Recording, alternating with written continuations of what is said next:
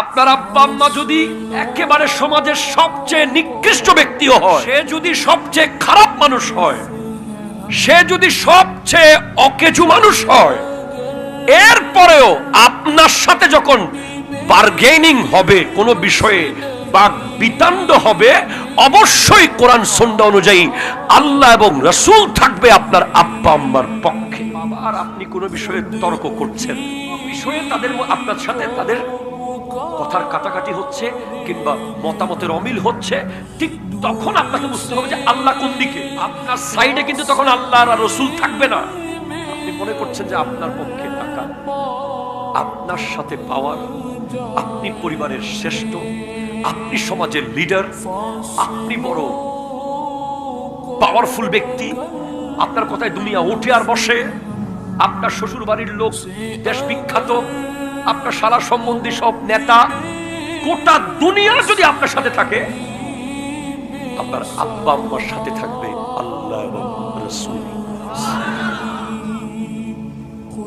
আমি আপনাকে বলছি, যখন কোনো একটা সাউন্ড বড় করবেন বাপ্পার সামনে, এনি কাইন্ড অফ থিংস, ওনারা ভুল বললে আপনাকে ভুলটাকে জি বলে মানতে হবে। যদি অনেক বড় হতে চান, একটা হচ্ছে বড় আর একটা অনেক বড়। বড় সবাই হয়, অনেক বড়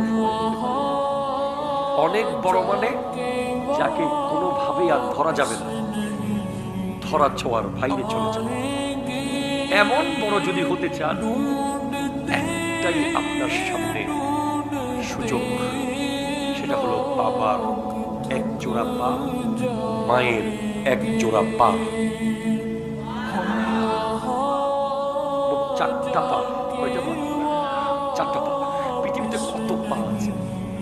পৃথিবীতে 800 কোটি মানুষ থাকলে 1600 কোটি পা আছে।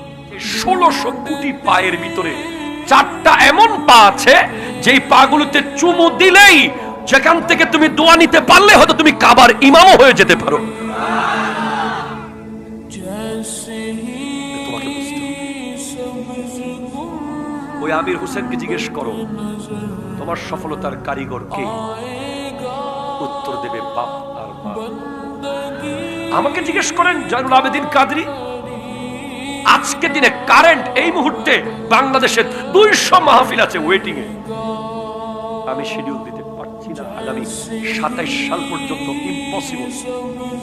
এখনো চেয়েছেন আমির হোসেন সাহেব আগস্টের জন্য, দিতে পারছি না। আমার আব্বা একদিন বলেছিলেন, মুখ ফসকে বলে দিয়েছেন, তুই মাহফিল নিয়ে কুল পাবি না। সেদিন থেকে আমি বুঝে গেছি, ভাই আপনি কি যে সাবধানে থাকি, বিশ্বাস করেন কি যে সাবধানে থাকি। এত পাওয়ার আল্লাহ তাদেরকে দিয়ে রেখেছে বাবা, কিন্তু আমাদের জ্ঞান কম, তাই আমরা ওদের মূল্য বুঝি না।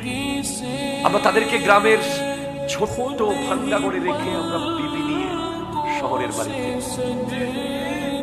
ঠিক কিনা জোরে বলেন না? আমরা অনেকে এমন আছি যে মাকে 500টা টাকা দেওয়ার জন্য বিবির কাছে দরখাস্ত লিখতে হবে,